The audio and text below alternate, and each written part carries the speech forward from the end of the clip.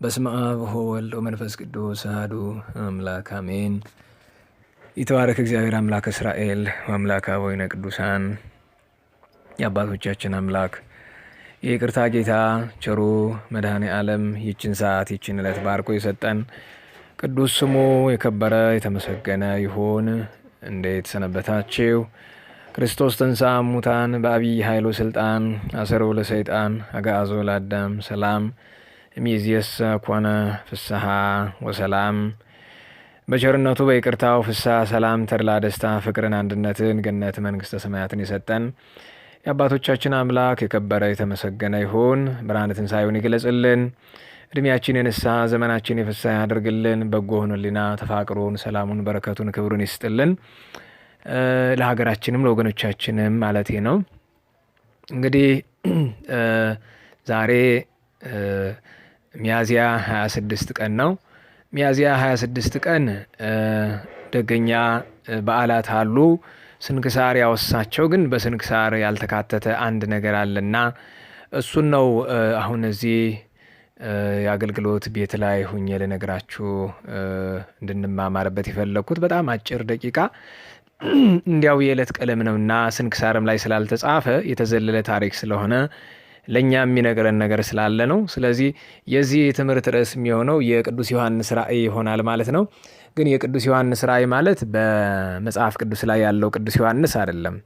ከዚህኛው ከወንጌላዊ ቅዱስ ዮሐንስ ራእይ መጽሐፍ 400 ዓመታት በኋላ በኢራቅ በአሁኗ ኢራቅ ሞሱል አካባቢ ያኔ እንግዲህ የነነዌ የግዛቷ አካል ነበረች እና እዚያ የተነሳ አንድ ታዳጊ ገና በልጅነቱ ለሰማዕትነት ክብር የበቃ የአንድ ቅዱስ ክርስቲያን የአንድ ቅዱስ ሰማዕት ራእይ ነውና ይህንን ራእይ እንዲያው ብንማማርበት። መቼም የዮሐንስ ራእይ ሲባል ሰው ጭንቅላቱ በሰው ከሰሞኑ ካለው ነገር ጋር ነው የሚያስበው። ያው ትንቢት እንናገራለን እንዲያ የሚሉት ተዋቸው፣ እነሱን እንግዲህ ያፈቀዳቸውን ያደርጉ። እኔም እውነቱን ተናግሬ ያለሁ፣ የተማርኩትን የአባቶቼን እውነት ተናግሬ ያለሁ። የእኔ ምንም እውነት የለኝም። ምንስ እውነት ሊኖረኝ ይችላል? እኔ ፈጣሪ ከሰጠው እውነት በቀር ሌላ ምንም እውነት ሊኖር አይችልም። ስለሱ ግን አይደለም፣ እንዲያው እንደዚህ ስለዛ እንዳታስበው ብዬ ነው።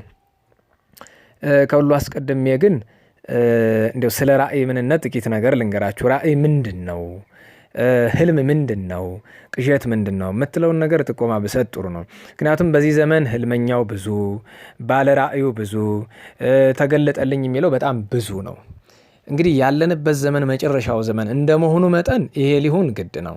ራእይ ሊበዛ፣ ህልም ሊበዛ ብዙ ግድ ነው። ምክንያቱም መንፈሰ ረድኤት እየተለየ፣ ጸጋ እግዚአብሔር እየተለየ፣ ኃጢአት እየበዛ፣ ክፋት እየበዛ ሲሄድ ሰዎች ከመሬት ተነስተው ያለ ተጋድሎ ምንም ሙያ የሌላቸውን ከመሬት እየተነሱ እንትና ታየኝ፣ እንትና ታየችኝ፣ እንደዚህ ሆነ እንደዛ ሆነ ይላሉ። እኔ የሚሰማኝ ለራሱ ባይሰማም ለራሱ ነው እላለሁ። የአባቶችን ቃል የአባቶችን መልእክት እናገራለሁ። አንደኛ ራእይ አየን፣ ህልም አየን፣ መልእክት አገኘን የምትሉ ሰዎች ለራሳችሁ ስትሉ አድቡ። ይቅርባችሁ። በዚህ ዘመን አንደኛ እግዚአብሔር ብዙ መልእክት አይልክም፣ አይምሰላችሁ። መልእክት የሚልክባቸው ሰዎች ደግሞ የመልእክቱ ጥሪ በሙሉ አንድ አይነት ነው። አንድ አይነት ብትገለብጡት ብዘቀዝቁት፣ ወዲህ ብታደርጉት ሌላ ምንም ነገር የለውም። ነስሑ እስመ ቀርበት መንግሥተ ሰማያት ነው። የእግዚአብሔር መንግስቱ ቀርባለችና ንስሐ ግቡ ነው። ከዚህ ውጭ ምንም ራእይ የለም፣ ምንም ህልም የለም፣ ምንም መልእክት የለም። እኛም ብዙ አባቶች እናውቃለን፣ ሰው ማያውቃቸው። ከዚህ ሌላ ምን መልእክት አለ? ንስሐ ግቡ ተፋቀሩ ከማለት ውጭ ሌላ ምንም መልእክት የለም። ሌላ የሚባለው ነገር በሙሉ ተጠንቀቁበት ብዬ ነው። ዋናው ትልቁ ነገር ግን ራእይ ጥንቃቄ ይጠይቃል። ራእይ ማለት ነገሩ ርእየ ነው፣ ተመለከተ ነው። ራእይ ማለት ምልከታ፣ መመልከት፣ ሳያንጎላችሁ እንደ ህልም ሳይተኙ እንደ ቅዠት በህልም የሰው ልጅ በድንጋጤ ውስጥ ሳይሆን አይን እንደተገለጠ አይነ ልቡናም እንደተከፈተ የሚታይ ነገር ራእይ ይባላል። ግን ራእይ አምላካዊ አለ፣ ራእይ ሰይጣናዊ አለ። ራእይ አምላካዊ ማለት ቅዱሳን ነቢያት የተመለከቱት፣ ቅዱሳን ሐዋርያት የተመለከቱት እሱ ራእይ አምላካዊ ይባላል። ራእይ ሰይጣናዊ ደግሞ ብዙዎቹ የጠፉበት ይሄ ነው ያ ነው የማንላችሁ ትናንትም የጠፉበት ዛሬም እየጠፉበት ያሉ አሉ። ምክንያቱም ሰዎች በህልም ይጀምራሉ፣ ከዛ ራእይ ታየኝ ይላሉ፣ ከዛ በገሃድ ተገለጠልኝ ይላሉ፣ ከዛ እንዲህ ያለ ጸጋ ተሰጠኝ ይላሉ። አንድ ሰው እንዲህ ማለት ሲጀምር ምንም ተውት፣ ጋኔን አድሮበታል። ምክንያቱም እግዚአብሔር ያደረበት ሰው የሚታወቀው በትልቁ በትህትናው ነው። ምክንያቱም መጽሐፍ ይላል እስመ ምስጢራት ይትከሰታ ለትሑታን ዋኮ ለቡያን፣ ምስጢር የሚገለጥ ራእይ የሚገለጥ ትሁት ልቦና ላለው ነው። ትሁት ልቦና የዋ ሰብዕና ላለው ነፍሱ ንጹሕ ለሆነች ነፍሱ ኃጢአትን ለምትጸየፍ ነፍሱ ንጹሕ ለሆነች ዝም ብሎ ላላፊ ላግዳሚው ሁሉ የሚገለጥ ነገር የለም። እንደው ከራእይ ጋር ተያይዞ እኔ በእውነት ለማንንም ለመንካት አይደለም። እኔ ማንም ጋር መጣላት አልፈልግም። ይበቃል የተናገር ነው ከዚህ በፊት ግንሳ እውነቱን ግን ከማስረዳት ወደኋላ ማለት አንችልም። ታስታውሱ ከሆነ ባለፈው ተግሳጽ ተዋለሁ ብዬ ምዬ ተገዝቼው ተመልሼ ወደ ተግሳጹ ገብቻለሁ። ለምን ትሉ እንደሆነ በእኔ ፈቃድ ስለማይሆን ነው። በእኔ ፈቃድ ቢሆንማ እንኳን ተግሳጽ ማስተማሩን ብተው ደስታዬ ነው። ምክንያቱስ ምን አገኝበታለሁ? በኃጢአት ላይ ኃጢአት ስጨምር እየኖርኩኝ። ምክንያቱስ የማይገባኝ የማልመጥንበት ቦታ ላይ ቆሜ መቅሰፍት ነው። ሌላ ምን አለ? እና ራእይ በተለይ ህልም ራእይ ስታዩ አንዳንዶቹ ዮርዳኖስ ህልም አይወድም እኮ ይላሉ። እንደሱ አይደለም። የመውደድ የመጥላት ጉዳይ አይደለም። የመውደድ የመጥላት ጉዳይ ሳይሆን ብዙዎቹ በዚህ ስለተሰናከሉ ስለጠፉ ነው። ደግሞ ህልም አለምኩ ራእይ አየሁ ብሎ የሚጠፋ ሰው መመለሻ የለውም። ምክንያቱም አጋንንት እጅ ጥርስ ውስጥ ሄዶ ስለሚገባ መመለሻ የለውም። እና ብታዩም እንኳ ዝም ነው የሚባል። አሁን ህልም አይተህ ታውቃለህ ብትሉኝ እንጃ አይቼ አውቅ ይሆናል። ግን እንዲህ ነው ብዬ እንዴት እየናገራለሁ? አይቼም አላውቅ ይሆናል፣ አይቼም አውቅ ይሆናል። በጣም ጥርት ያለ መንፈሳዊ ራእይ ያላቸው ሰዎች ያውቃለሁ፣ ግን ለሰው አይናገሩ። ግድ ሲሆንባቸው መጥቶ ሹክ ይሉኛል። እሷን እንደምትሆን አድርጌ ያስተምርባታለሁ እንጂ ከመጽሐፍ ጋር አጣቅሼ ከመጽሐፍ ጋር የሚገጥም ከሆነ አስተምርበታለሁ። አንዳንድ ደግ ሰዎች እንደ ህልም እንደ ራእይ ሲያመጡ ግን ተቆጥቼ ነው መልሳቸው፣ ሌላ ሰው እንዳያወሩ። ምክንያቱስ ይሄ ተገቢ ነገር ስላልሆነ አለምኩ ኋላ አደገኛ ነው። አሁን ወደ ጉዳይ ልምጣ። መቼም መነሻ አስረዝማለሁኝ። ራእይ እንጠነቀቅበት ብዬ ነው ዛሬ ልነግራችሁ የፈለግኩት የቅዱስ ዮሐንስ ራእይ። ቅዱሱ ሰው ዛሬ ያከበርነው ቅዱስ ዮሐንስ ዘነነዌ ነው፣ ወይም የኢራቁ ወይም የሞሱሉ እዛ ተወልዶ ያደገው የዛሬ 1600 ዓመት የነበረው ደገኛው ታዳጊ ወጣት ክርስቲያን ቅዱስ ዮሐንስ ዘባቢሎን ወይ ዘነነዌ ነው። ይሄ ቅዱስ ሰው ነው። ግን ታሪኩን አባቶቻችን አስተማሩን እንጂ ስንክሳር ላይ የለም። ምክንያቱም ስንክሳር ጥቂት ነው የተካተተለት። ራእዩ እንደምን ነው ብትሉ ይሄ ቅዱስ እናቱ ክርስቲያን ናት፣ አባቱ ግን አረማዊ ነው። አረማዊ ብቻ አይደለም፣ ጣዖት አምላኪ ነው። ጣዖት አምላኪ ብቻ አይደለም፣ ጣዖት ሰሪ ነው። ጣዖት ሰሪ ብቻም አይደለም፣ ጣዖት ቸርቻሪ ነው። ታዲያ ይሄ ልጅ ተወለደ። በዛ ዘመን አሕዛብና ክርስቲያኖች ይጋቡ ነበረ። ዛሬ ግን ክልክል ነው። ያኔም ተፈቅዶ አይደለም፣ የጭንቅ ነው። ክርስቲያኖች መከራ ባናታቸው ላይ ስለሚነድባቸው አንዳንዶቹ ክርስትናቸውን ይደብቃሉ። የሰማዕትነት ጊዜያቸው ገና ከሆነ ይደብቃሉ። እና የዚህ ቅዱስ እናት ደበቀች። አረማዊ በግድ ሲያገባ ታገባቸው። እግዚአብሔር ግን ኪነ ጥበብ ነበረው። ኋላ ልጅ ወለዱ። ክርስትና ልታስነሳው አልተቻላትም። ግን ምን አለችው? ባሏን ዮሐንስ ብንለውስ አለችው። ምን ማለት ነው? ተድላ ደስታ ማለት ነው። ደስታ እንዲሆነን አለችው። እሱ አልገባውም። እሺ አለ። እሷ ግን ገብቷታል። ያ ቅዱሱ አባት ወንጌላዊ ቅዱስ ዮሐንስ እንዲመራላት ፈልጋ ነው። እንግዲህ 12 ዓመት አሳደጉት። ክርስትና የለም፣ ምንም የለም። እንዴት አድርጋ ክርስትና ታስተምረው? ግን ትጸልያለች። ክርስትና ብታስተምረው ሊገልባት ነው። እሷንም ይገላታል። ጨካኞች ናቸው አሕዛብ፣ ታውቋቸዋላችሁ መቼም። ታዲያ ምን ታደርግ? ጨነቃት። ግን አንድ ነገር ታደርግ ነበረ።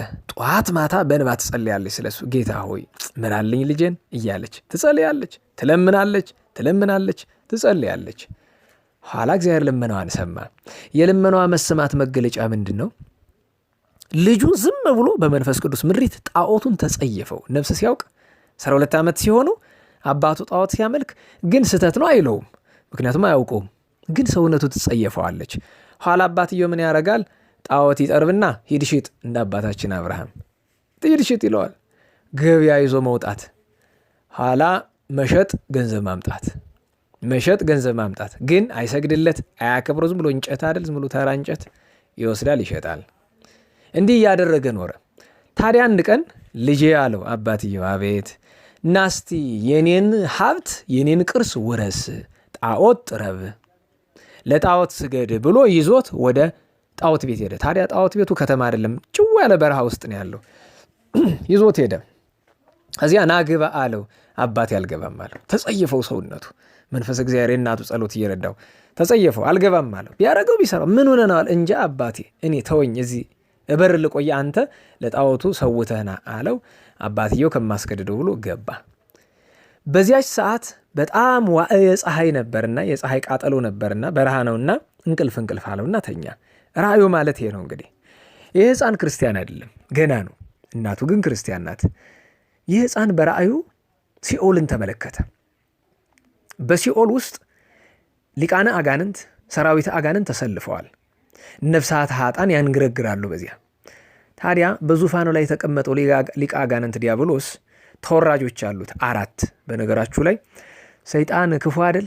መቼስ አክብሩኝ የሚል ሰው ሰይጣን ያደረበት ሰው ነው። አንድ ሰው እኔ ነቢይ ሆኛለሁ፣ ሐዋርያ ሆኛለሁ፣ እንዲህ ሆኛለሁ፣ እንዲህ ክብር ተሰጠኝ፣ አክብሩኝ፣ እንኳን ንጉሥ ነኝ ምናምን፣ እንዲህ ሆኛለሁ አክብሩኝ ካለ በቃ ጋኔን አድሮበታል።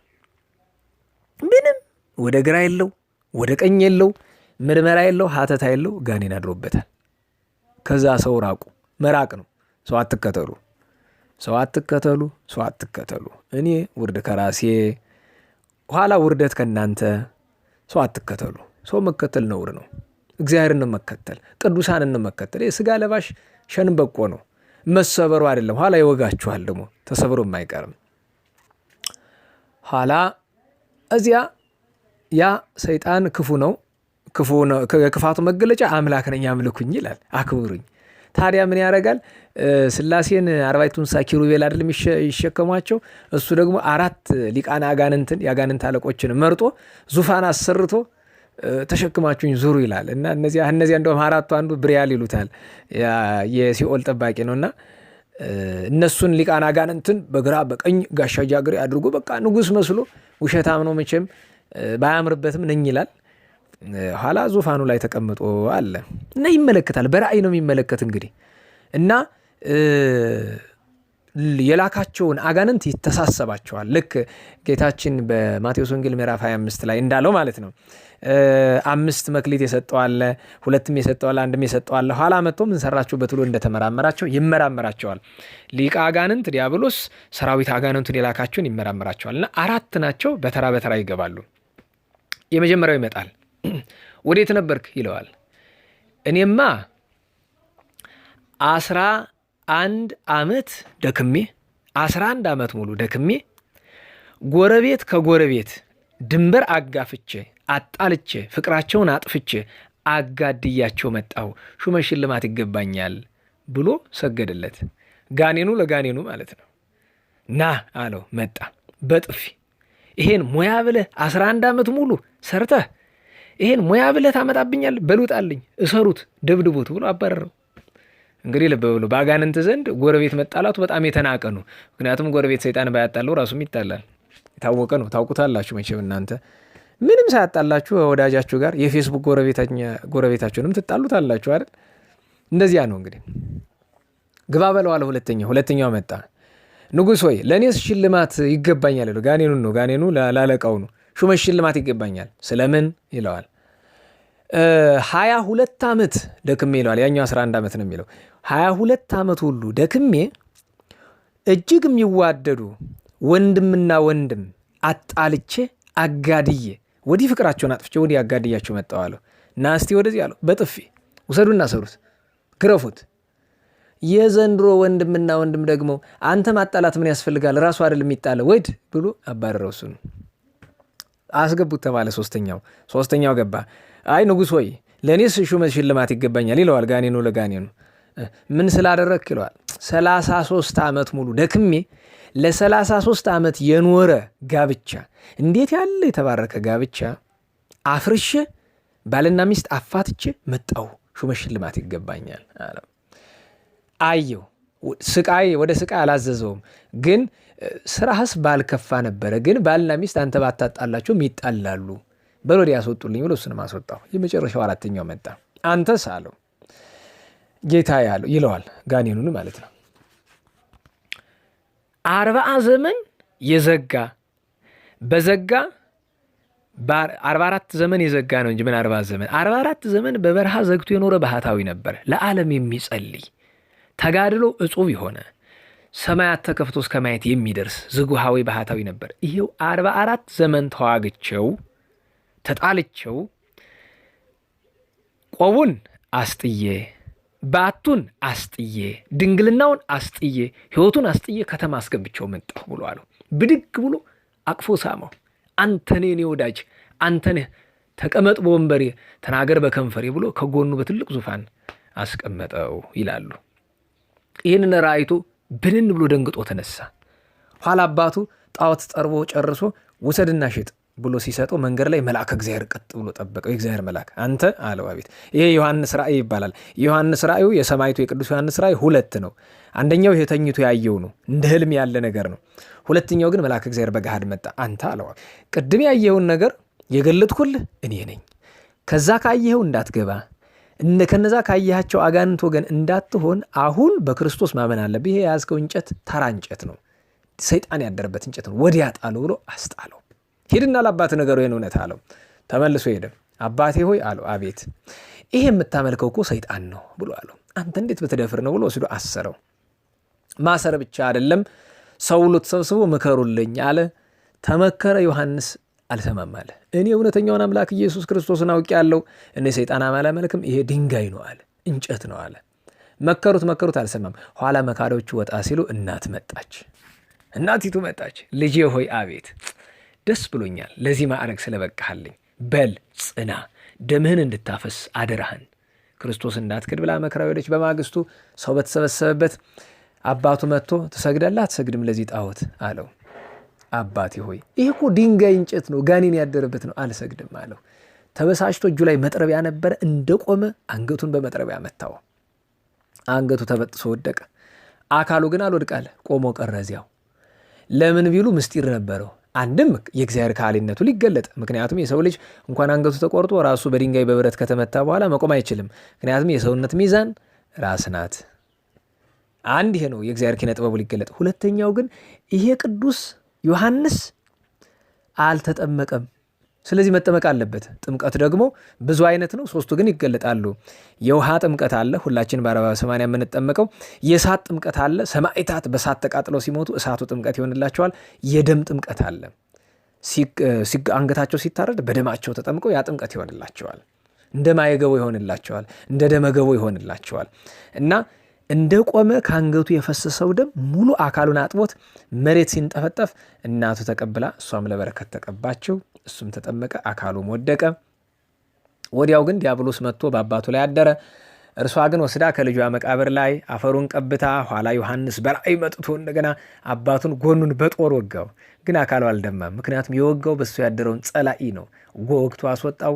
አባትየውም አምኖ ከእናቱ ጋር በቅድስና ኑረው 3ቱም አባት፣ እናት፣ ልጃቸው ቅዱስ ዮሐንስ ለመንግስተ እግዚአብሔር በቅተዋል። ይህንን ራእይ የተነጋገርነው ለዋዛ አይደለም። አንድም የቅዱሱን በረከት ስንሻ፣ ሁለትም ግን በዚህ ዘመን ጸላኤ ሰናያት 4 ጠላቶች እንዳሉት ልብ በሉ። የባልንጀራ ፍቅር፣ የወንድም ፍቅር፣ የትዳር ፍቅርና የምናኔ ፍቅር ሰይጣን ይጠላል በጣም። ስለዚህ 4ቱን አስተውለን ከጸላኤ ሰናያት ራሳችንን መጠበቅ አለብን። ከጎረቤት ከባልንጀራ ጋር እንድንጣላ ይፈልጋል፣ እናስተውለው። ከወንድም ከእህት ጋር እንድንጣላ ይፈልጋል፣ እናስተውለው።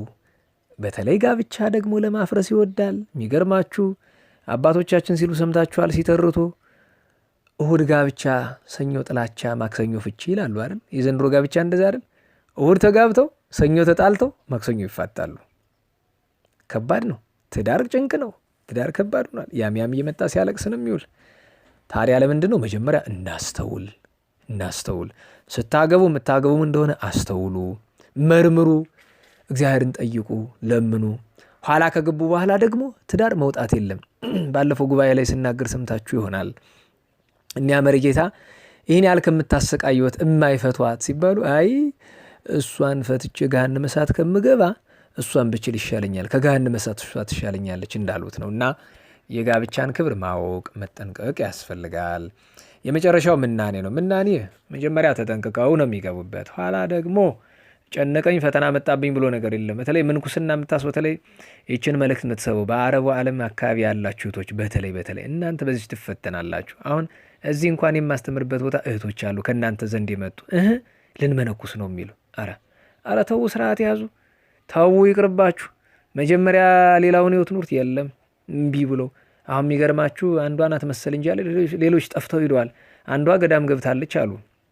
ሁለቱ ነው ገብተው መደወል ምን ላለን ብለን ገብተን አልቻልነው፣ ምን እናድርግ? እንግዲህ የለሁበትን የዚህ ነገር ቀድሞ ስነግራችሁ ብትሰሙ ምን አለበት?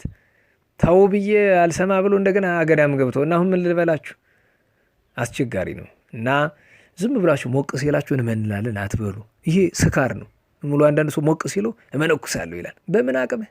ወዲህ ታውቀው ምንኩስናው እና አጋንንት በጣም ነው የሚፈትኑ። እና ወደ ምንኩስናው አስበው እግዚአብሔር በረቂቅ ስልጣኑ የፈቀደላቸው ናቸው እንጂ ሌላው ለዚህ አይሆንም። እግዚአብሔር አምላካችን እንግዲህ ለሁላችን ማስተዋሉን ይስጠን። ይችን ራእይ ልነግራችሁ ፈልጌ ሳትተረክ እንዳትቀር፣ ኋላ ጉባኤ ላይ ተርካለሁ እንዳልልስ ሌላውን ስል ደግሞ እየመሸብኝ እና ለዚያ ነው ወንድሞቼ እናቶቼ፣ ጽኑ፣ በርቱ፣ ታገሱ። በያላችሁበት የእግዚአብሔርን ድምፅ እንጂ የሌላውን ነገር ተዉት። ብዙ ነገር እያየን ነው። ብዙ ነገር እየሰማን ነው። በዓለሙም በሌላውም በቤተ ክርስቲያኑም ቤተ ክርስቲያን ተሰረቀ ይሉናል። ቤተ ክርስቲያን ዛሬ አይደለም የተሰረቀ እድሜ ልኩን ሲሰርቅ ገንዘቡ መሰረቅ ገረማችሁ? አይ ምዕመኑ ተሰርቆ አልቆስ ገንዘብ ተሰረቀ ትሉናላችሁ በፌስቡክ። ምኑ ያስገርማል? አንተ እንዳትሰረቅ ወንድሜ፣ አንቺ እንዳትሰረቂ። ተሰርቀህም እንደሆነ አምልጠህና ወደ ፈጣሪ ወደ መድኃኔ ዓለም እና ይችን አደራ ለማለት ያክል ነው። የቅዱስ ዮሐንስ የቅዱስ ሱስንዮስ የደጎቹ ቅዱሳን ሁሉ ጸጋ በረከት በሁላችን ላይ ይደርብን። ብርሃነ ትንሣኤው ይገለጽልን። የእመቤታችን ጣዕመ ፍቅሯ በሁላችን ላይ ይደርብን። ለዓለም ሰላም ለአብያተ ክርስቲያናት ደህንነትን ይዘዝልን። እግዚአብሔር አምላካችን ክብር ምስጋና ይድረሰው። ወስብሐት ለእግዚአብሔር ልዑል ወለወላዲቱ ድንግል ወለመስቀሉ ክቡር ዕፀ ሣህል አሜን።